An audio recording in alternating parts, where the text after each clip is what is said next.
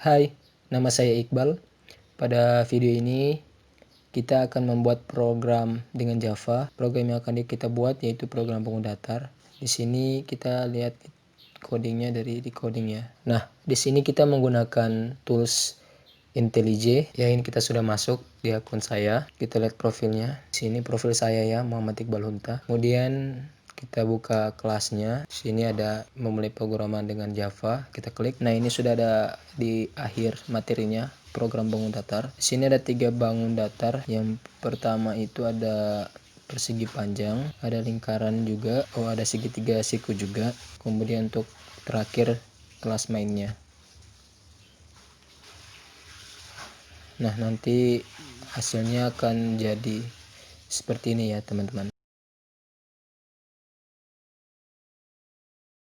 Kita buka IntelliJ, ini ya IntelliJ IDEA Ultimate 2020.3. Kita bikin file baru, kita new project, terus kita next, kita tulis nama kita ya projectnya. Sini saya menggunakan nama saya.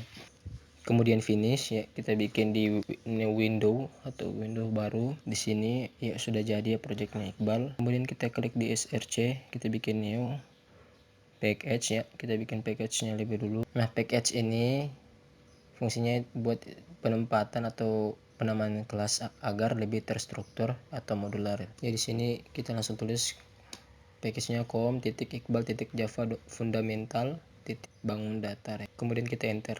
Setelah itu kita bikin kelas baru ya dari package yang kita buat tadi. Awalnya kita bikin interface-nya dulu bangun datar, kemudian enter.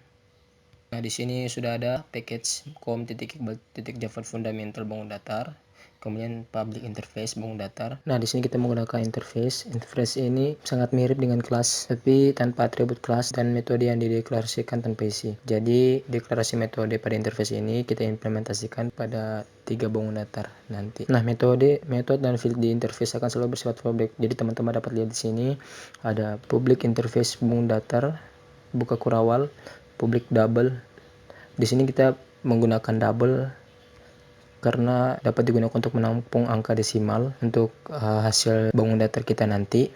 Juga punya kapasitas yang lebih besar. Untuk mencari hasilnya kita menggunakan luas dan kelilingnya. Di sini public double luas dalam kurung int S1 atau integer S1, integer S2. Integer merupakan tipe data yang menyimpan angka dalam range cukup besar dan juga tipe data yang biasa dipakai. Kita bikin kelilingnya di bawah ya, public double keliling. Di sini kita buat kelas lagi, kelas untuk persegi panjang, kemudian new kelas persegi panjang. Ya, ini langsung muncul package-nya public class persegi panjang. Kemudian kita implementasikan interface bangun datar. Di sini kita pakai implement, jadi kita tambahkan statement fungsinya yaitu bangun datar. Kemudian buka kurawal persegi panjang, buka tutup kurung, kemudian kita buka tutup kurawal lagi. Kemudian di bawahnya ada add override. Nah, override ini kita buat saat kita ingin membuat ulang sebuah metode pada subkelas atau kelas anak. Jadi kita menulis ulang metode dari luas dan keliling di kelas anak ini. Override public double luas integer S1 atau pembagian S1 integer S2. Di sini ada public double luas buka kurung integer S1,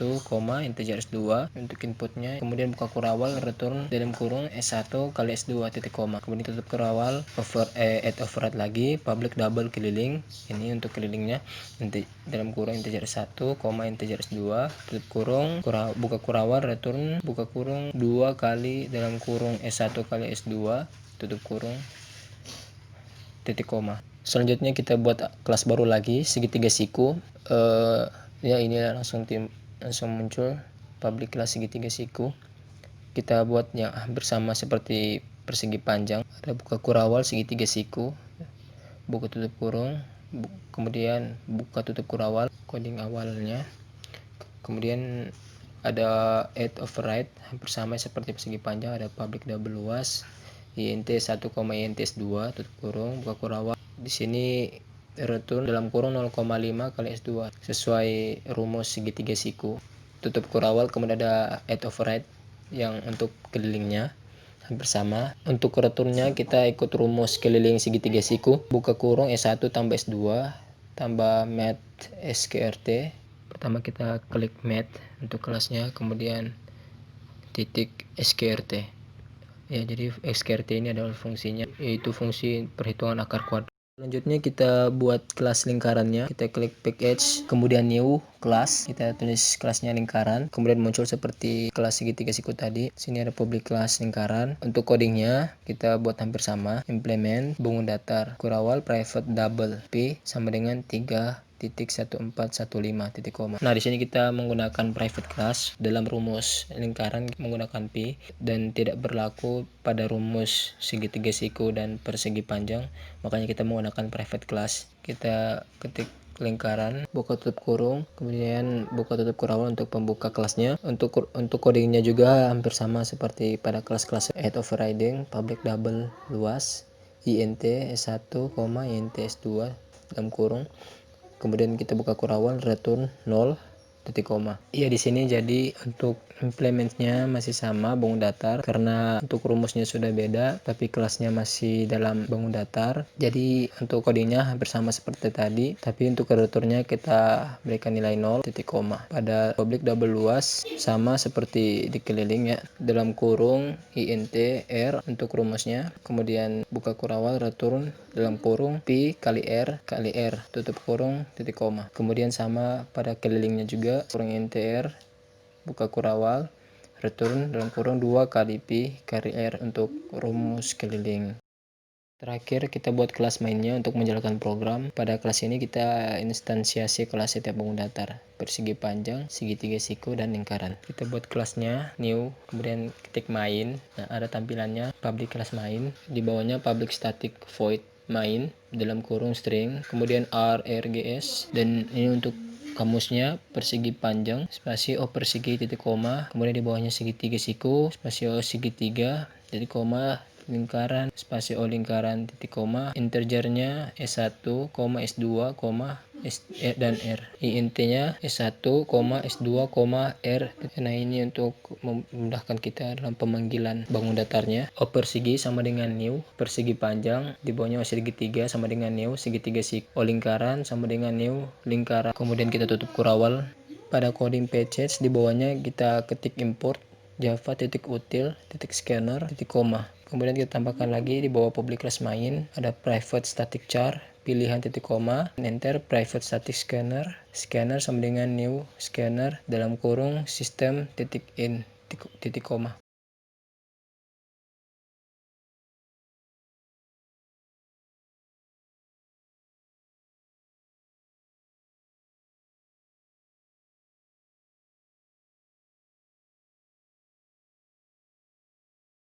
Private static di Java digunakan untuk mengakses member baik variabel ataupun metode, prosedur atau fungsi pada kelas tertentu tanpa harus membuat suatu objek dari kelas itu.